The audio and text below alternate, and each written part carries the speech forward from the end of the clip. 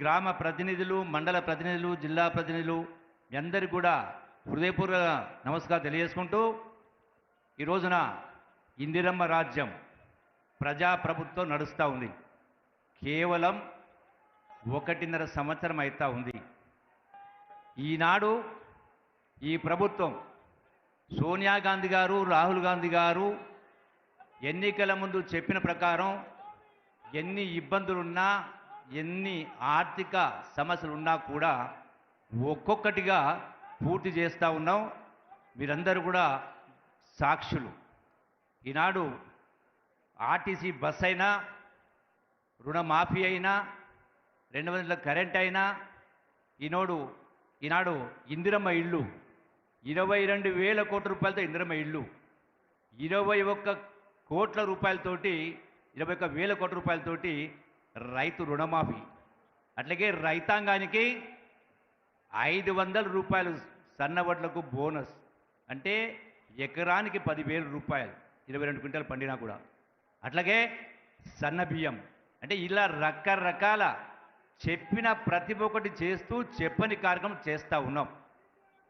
ఇది ఎటువంటి పరిస్థితుల్లో మీకు లెక్క తెలియాల్సిన అవసరం ఉంది.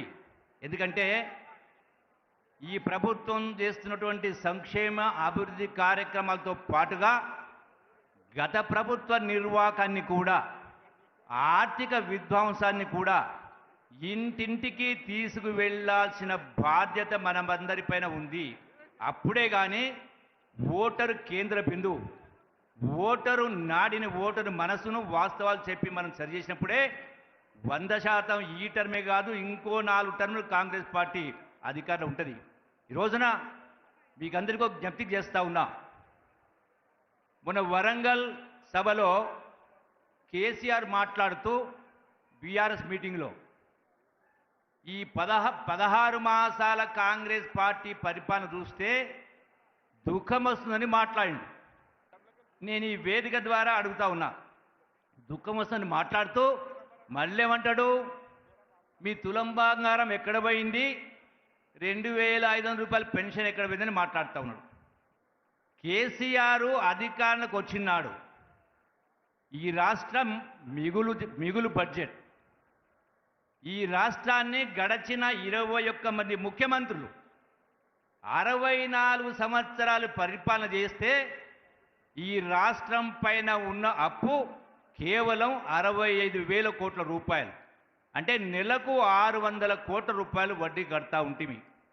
కానీ మరి 21 మంది ముఖ్యమంత్రులు 64 సంవత్సరాలు పరిపాలన చేస్తే కేవలం 65,000 కోట్ల రూపాయలు అప్పు ఉంటే, ఒక్క ముఖ్యమంత్రి 10 సంవత్సరాలు పరిపాలన చేస్తే ఈ రాష్ట్రం అప్పు 8 లక్షల కోట్లు.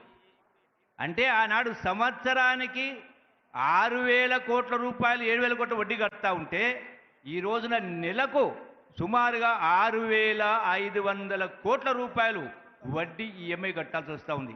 అంటే సంవత్సరానికి 75,000 కోట్లు. రేవంత్ రెడ్డి గారు ముఖ్యమంత్రి అయిన తర్వాత ఈనాడు తెలంగాణ కాంగ్రెస్ ప్రభుత్వం బ్యాంకులకు చెల్లించిన కిస్తులు వడ్డీ సుమారుగా 1,20,000 కోట్ల పరిపాలన చెల్లించడం జరిగింది. మరి కేసీఆర్ ఏం మాట్లాడిండు, నాకు దుఃఖం వస్తుందన్నాడు. నేను అడుగుతా ఉన్నా, ఈ తులం బంగారం ఇవ్వాలంటే ఎంత కావాలి? మహా అంటే 4,000 కోట్ల రూపాయలు. 2,000 కోట్ల పెన్షన్ ఇవ్వాలంటే ఎంత కావాలి? మహా అంటే 8-10,000 కోట్ల రూపాయలు. నీవు చెప్పిన ఆ వేదిక ద్వారా నువ్వు చెప్పిన అన్నీ కూడా అమలు చేయాలంటే ఖర్చేది సుమారుగా 22,000 కోట్ల రూపాయలు. కానీ నీవు చేసిన అప్పుకు ఈనాటికి 1,20,000 కోట్ల రూపాయలు ఈ ప్రభుత్వం ఖర్చు చేయడం జరిగింది, వడ్డీలు కట్టడం జరిగింది. అంటే అయినా కూడా ఇంత ఆర్థిక విధ్వంసం చేసినా కూడా తెలంగాణ అమరవీరుల ఆశలు, ఆకాంక్షలు నెరవేరకున్నా కూడా మరి ఇటువంటి పరిస్థితుల్లో ఈరోజు అయినా ఇవి చేస్తా ఉన్నామంటే మరి ఆలస్యమైనటువంటి నువ్వు చెప్పే తులం బంగారాన్ని కానీ ఇంకోటి కారణకులు ఎవరైతారు? ముమ్మాటికి 100% కేసీఆరే, ఆనాటి ప్రభుత్వమే. ఇన్ని కార్యక్రమాలు చేస్తూ ఉన్నాం. అందుకే ఈనాడు ఇంకొకటి మరొకటి బీజేపీ. అసలు బీజేపీకి ఈనాడు కాంగ్రెస్ పార్టీని విమర్శించే నైతిక హక్కు లేదు. ఎందుకు లేదంటే ప్రధానంగా 2 కారణాలు.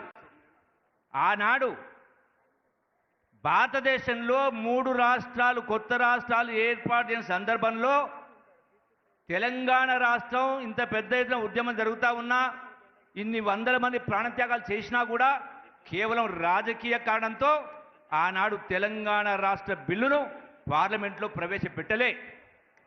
రాజకీయ కోణంలో రాజకీయ కారణాలతోటి ఆనాడు ఉన్నటువంటి ఆంధ్ర పాలక నంబర్ కోసం.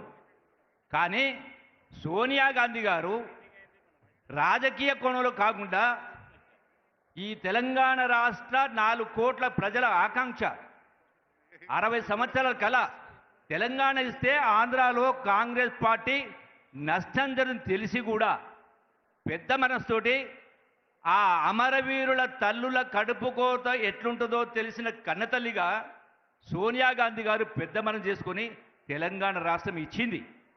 అందుకే ఎప్పటికైనా మన కాంగ్రెస్ పార్టీ ఈ రాష్ట్రానికైనా దేశానికైనా శ్రీరామ రక్ష.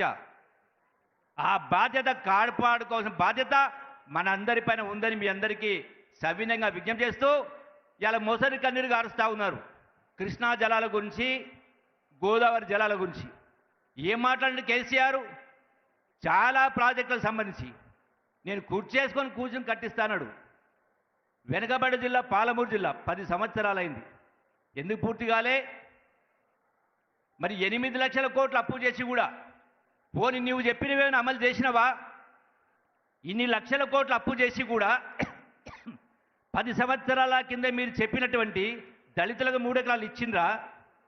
నిరుద్యోగ యువతకు 3,000 రూపాయలు ఇచ్చిండ్రా? డబుల్ బెడ్రూమ్లు కట్టించిండ్రా?